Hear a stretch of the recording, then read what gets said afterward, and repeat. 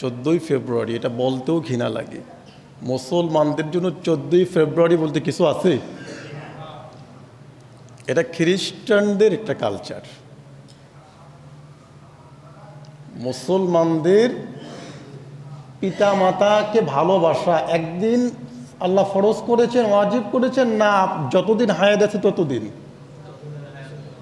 সন্তানকে ভালোবাসবেন। এটা কি একদিনের জন্য, না সন্তান যতদিন আপনার কাছে আছে ততদিনের জন্য? কথা বোঝেন?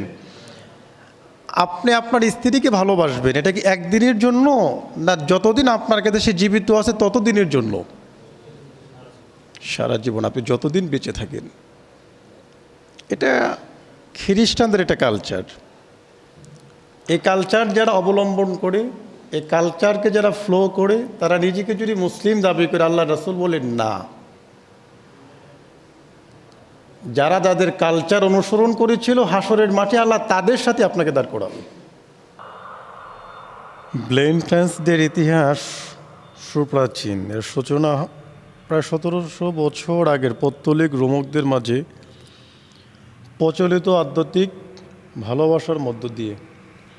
এর সাথে কিছু কল্প কাহিনী জড়িত ছিল, যা পরবর্তীতে রোমীয় খ্রিস্টানদের মাঝেও প্রচলিত হয়। ভ্যালেন্টাইন ডে সম্পর্কে বিভিন্ন বর্ণনা পাওয়া যায়, যেমন রোমের সম্রাট দ্বিতীয় ক্লডিয়াসের আমলে ধর্মযাজক সেন্ট ভ্যালেন্টাইন সম্রাটের খ্রিস্ট ধর্ম ত্যাগের আহ্বান প্রত্যাখ্যান করলে 270 খ্রিস্টাব্দে 14ই ফেব্রুয়ারি রাষ্ট্রীয় আদেশ লঙ্ঘনের অভিযোগে তাকে মৃত্যুদণ্ড দেওয়া হয়। 14ই ফেব্রুয়ারি রোমকদের লেসিয়াস দেবীর পবিত্র দিন। এদিন তিনি 2টি শিশুকে দুধ পান করিয়েছিলেন, যারা পরবর্তীতে রোম নগরীর প্রতিষ্ঠা হয়েছিল। 3 নম্বর হলো 14ই ফেব্রুয়ারি রোমানদের বিবাহ দেবী ইউনের বিবাহের পবিত্র দিন। 4 নম্বর রোম সম্রাট ক্লডিয়াস তার বিশাল সেনাবাহিনী গঠন করতে গিয়ে যখন এতে বিবাহিত পুরুষদের অনাসক্ত দেখেন, তখন তিনি পুরুষদের জন্য বিবাহ নিষিদ্ধ করে ফরমান জারি করেন। কিন্তু জৈনিক রোমান বিশপ সেন্ট ভ্যালেন্টাইন এটাকে প্রত্যাখ্যান করেন ও গোপনে বিয়ে করেন। সম্রাটের কানে এ সংবাদ গেলে তাকে গ্রেফতার করা হয় এবং 269 খ্রিস্টাব্দে 14ই ফেব্রুয়ারিতে তার মৃত্যুদণ্ড কার্যকর করা হয়। সেদিন থেকে দিনটি ভালোবাসা দিবস হিসেবে কিংবা ধর্মযাজকদের নামানুসারে ভ্যালেন্টাইন ডে হিসাবে পালিত হয়ে আসছে। পশ্চিমা দেশগুলোতে প্রেমিক প্রেমিকাদের মধ্যে এই দিনে বন্ধুবান্ধব, আত্মীয় স্বজন, এমনকি পরিবারের সদস্যদের মধ্যেও উপহার বিনিময় হয়। উপহার সামগ্রীর মধ্যে আছে পত্র বিনিময়, খাদ্যদ্রব্য, ফুল, বই, ভি মাই ভ্যালেন্টাইন, প্রেমের কবিতা, গান, সুখ লেখা কার্ড প্রভৃতি। গ্রিটিং কার্ডে উৎসবস্থলে অথবা অন্য স্থানে প্রেমের ছবি বা মূর্তি স্থাপিত হয়।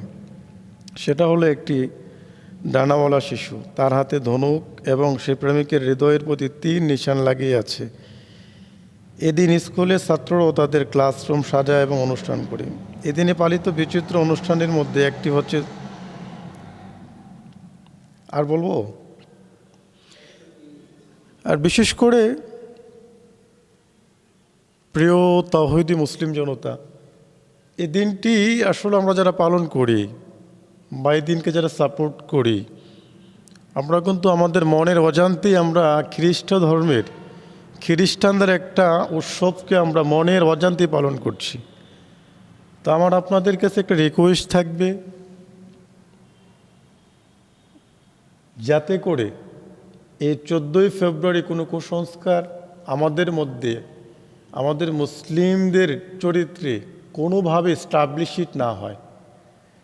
আমরা আমাদের ধর্মীয় অনুশাসন মেনে আমাদের পরিবারকে আমরা সারা বছর ভালোবাসবো। আমার মাকে মার স্থান থেকে সারা বছর ভালোবাসবো, আমার বোনকে আমার বোন হিসেবে সারা বছর ভালোবাসবো, আমার স্ত্রী আমার থেকে সে মৃত্যুর আগ পর্যন্ত ভালোবাসা প্রাপ্য।